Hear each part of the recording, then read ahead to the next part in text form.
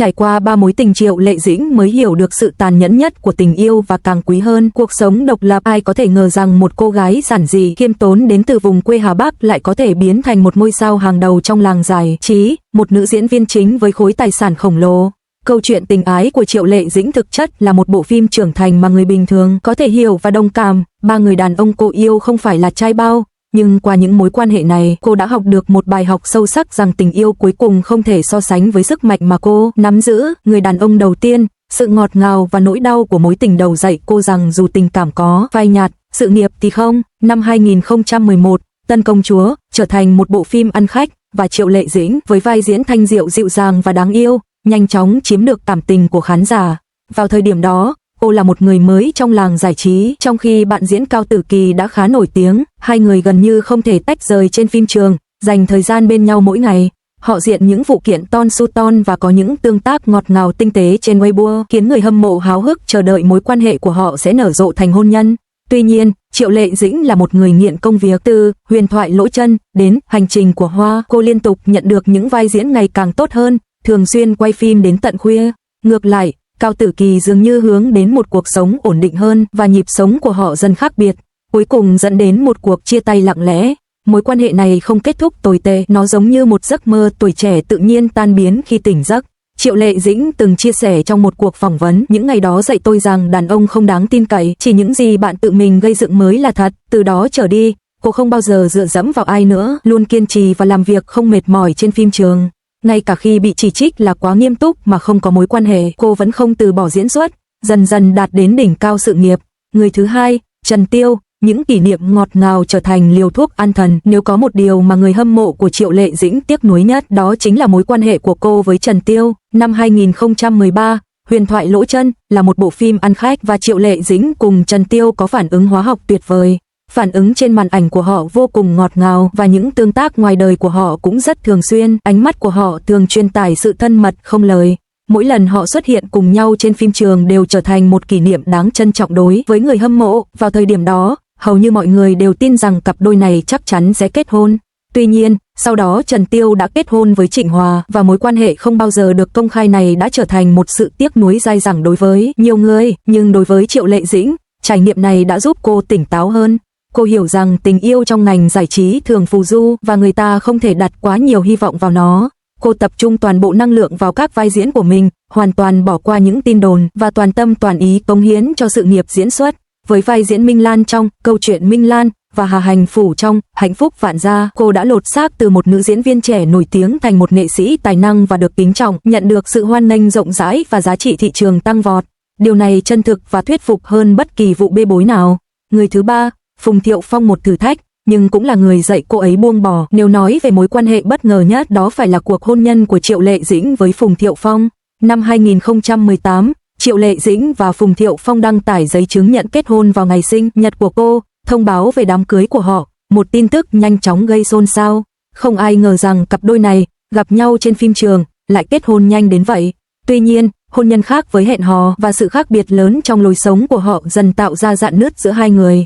Phùng Thiệu Phong xuất thân từ gia đình giàu có, diễn xuất chỉ là sở thích của anh khao khát một cuộc sống ổn định. Ngược lại, Triệu Lệ Dĩnh là một người nghiện công việc. Cô ấy trở lại làm việc chỉ 3 ngày sau khi sinh con và thường than thở rằng việc ngừng làm việc giống như bị thất nghiệp. Lối sống của họ hoàn toàn không tương thích. Phùng Thiệu Phong phàn nàn về việc không có đám cưới, trong khi Triệu Lệ Dĩnh bận rộn đến nỗi không có cả thời gian nghỉ ngơi.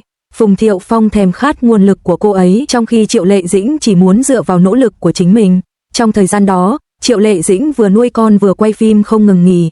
Sau khi tan làm muộn vào ban đêm, cô ấy vẫn phải về nhà chăm sóc con, khiến cô ấy kiệt sức và xanh xao. Cô ấy không phải không có những bức xúc, nhưng cô ấy biết dựa dẫm vào người khác không tốt bằng dựa dẫm vào chính mình.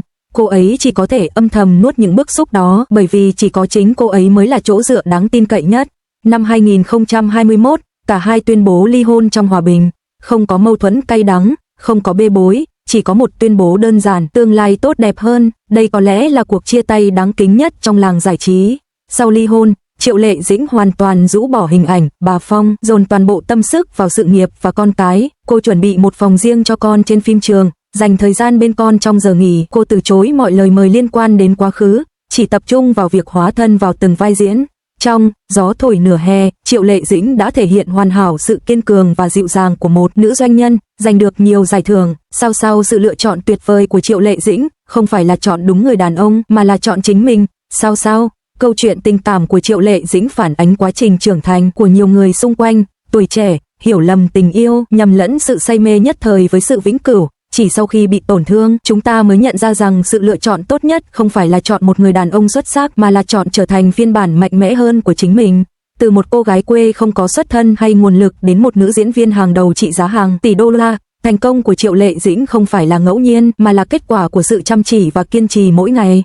Từng bị chế giễu vì thiếu kỹ năng diễn xuất, cô đã thức khuya luyện tập lời thoại khi bị gọi là thiếu tinh tế. Cô bắt đầu trau dồi gu thời trang và trau dồi khí chất, dần dần biến mình thành nữ diễn viên chính như ngày hôm nay. Giờ đây, Triệu Lệ Dĩnh không chỉ hóa thân vào vẻ đẹp thanh thoát của phim cổ trang mà còn thể hiện được hiện thực đời thường. Cô không chỉ là một diễn viên mà còn là một nhà sản xuất, sống cuộc sống mà mình thực sự mong muốn. Trong suốt thập kỷ qua, kinh nghiệm của Triệu Lệ Dĩnh đã cho chúng ta thấy rằng tình yêu có thể vắng mặt, nhưng sự tự tin là không thể thiếu. Đàn ông có thể không đáng tin cậy, nhưng bạn luôn là người đáng tin cậy nhất. Tầm nhìn vượt trội của cô không dựa dẫm vào ai khác, mà luôn đặt bản thân lên hàng đầu, sống một cuộc sống giàu có nhờ chính mình. Cuộc hôn nhân của họ được công bố vào tháng 10 năm 2018 và kết thúc vào tháng 4 năm 2021, kéo dài chưa đầy 3 năm, ngắn ngủi như một cơn mưa rào mùa hè. Thông cáo ly hôn rất trang trọng và chu đáo, nêu rõ rằng họ đã chọn quay trở lại tình bạn do những cam kết công việc khiến họ phải xa cách. Không có tranh cãi công khai, không có cảnh tượng kịch tính, ngay cả khi chụp ảnh cùng con sau đó, họ vẫn giữ khoảng cách lịch sự và kín đáo. Sự chia ly trang trọng này, trên thực tế, là bằng chứng tàn khốc nhất. Sự chia ly không phải là bốc đồng mà là kết quả tất yếu của việc cả hai bên cân nhắc kỹ lưỡng các lựa chọn và nhận thấy họ không thể thỏa hiệp về những mục tiêu cốt lõi trong cuộc sống. Triệu Lệ Dĩnh từng thừa nhận trong một cuộc phỏng vấn rằng cô dành hơn 300 ngày mỗi năm trên phim trường. Mặt khác, Phùng Thiệu Phong lại bày tỏ khao khát lớn hơn về cuộc sống gia đình sau hôn nhân. Một sự nghiệp đầy tham vọng và một hệ thống giá trị gia đình truyền thống đã xung đột không thể dung hòa. Sự bất an của Phùng Thiệu Phong trong hôn nhân không phải là không có cơ sở. Khi tốc độ trưởng thành và những ưu tiên trong cuộc sống của họ khác biệt đáng kể, nỗi lo lắng không thể theo kịp có thể làm xói mòn sự thu hút ban đầu. Ly hôn giống như hai đường thẳng giao nhau, sau một cuộc gặp gỡ ngắn ngủi, chúng chắc chắn sẽ ngày càng xa cách nhau trên những con đường đã được định sẵn.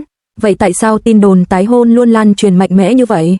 Một mặt, đó là do công chúng vẫn còn gắn bó với hình ảnh gia đình trọn vẹn, đặc biệt khi họ thấy cặp đôi duy trì liên lạc vì lợi ích của con cái. Vào ngày 14 tháng 9 năm 2024, các tay săn ảnh đã chụp được hình ảnh Phùng Thiệu Phong dành thời gian chất lượng bên con trai. Có tin đồn rằng cặp đôi đã thành lập một nhóm chăm sóc con, chia sẻ lịch trình của con và cùng tham dự các sự kiện quan trọng như khai giảng và khi con trai ốm đau. Sự hợp tác này vượt ra ngoài mối quan hệ hôn nhân và dựa trên tình cảm gia đình, dễ bị người ngoài hiểu nhầm là tình cảm chưa được giải quyết.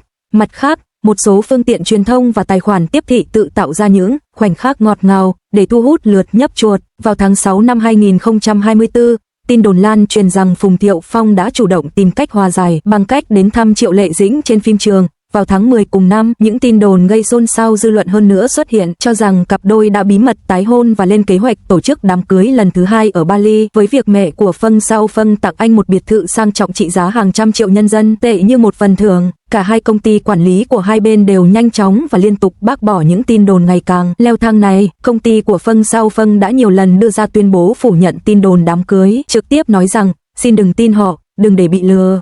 Một blogger giải trí nổi tiếng cũng đã làm rõ, khẳng định rằng hoàn toàn không có khả năng tái hôn giữa hai người và sự liên lạc hiện tại của họ chỉ là vì con cái, đồng thời chỉ ra rằng người không muốn tái hôn nhiều khả năng là Triệu Lệ Dĩnh. Thực tế là, kể từ khi ly hôn vào năm 2021, cả hai chưa từng tương tác hay thể hiện bất kỳ tình cảm nào trước công chúng hoặc trên mạng xã hội. Những ánh nhìn, âu yếm và những khoảnh khắc ấm áp bên nhau, nếu bỏ qua trí tưởng tượng lãng mạn của khán giả thì chủ yếu là về trách nhiệm chung của việc làm cha mẹ và sự lịch sử ranh giới giữa những người đã ly hôn. Nhiều người khuyên họ tái hôn, viện lý do vì lợi ích của con cái. Dường như một gia đình hợp pháp trọn vẹn đồng nghĩa với việc đảm bảo hạnh phúc cho con cái.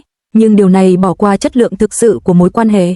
Một gia đình chỉ được duy trì vì lợi ích của con cái, đầy dẫy sự xa cách, thờ ơ và thậm chí cãi vã, gây ra tổn thương tâm lý lớn hơn nhiều cho trẻ so với một môi trường mà, dù cha mẹ ly thiệp, họ vẫn tôn trọng nhau và dành cho con cái tình yêu thương ổn định từ cả cha lẫn mẹ. Tình huống hiện tại của Triệu Lệ Dĩnh và Phùng Thiệu Phong là một ví dụ điển hình cho trường hợp thứ hai. Họ không để con cái trở thành con tốt trong sự oán hận của mình, cũng không tước đoạt tình yêu thương của cả cha lẫn mẹ đối với con cái. Trẻ em có thể cảm nhận được sự chăm sóc từ cả cha và mẹ trong một bầu không khí yên bình, không áp lực. Ngược lại, những cặp vợ chồng miễn cưỡng tái hợp vì lợi ích của con cái thường rơi vào vòng xoáy đau khổ sâu sắc hơn. Trẻ em vô cùng nhạy cảm, chúng có thể nhận biết chính xác liệu dòng chảy giữa cha mẹ là tình yêu hay sự thờ ơ. Việc ép buộc những lựa chọn cảm xúc của người lớn phải tuân theo chuẩn mực đạo đức cao cả vì lợi ích của trẻ em là sự bất công lớn nhất đối với trẻ em và là sự can thiệp tàn bạo vào cuộc sống của những người liên quan. Ngày nay, Triệu Lệ Dĩnh đang ở đỉnh cao chưa từng có trong sự nghiệp.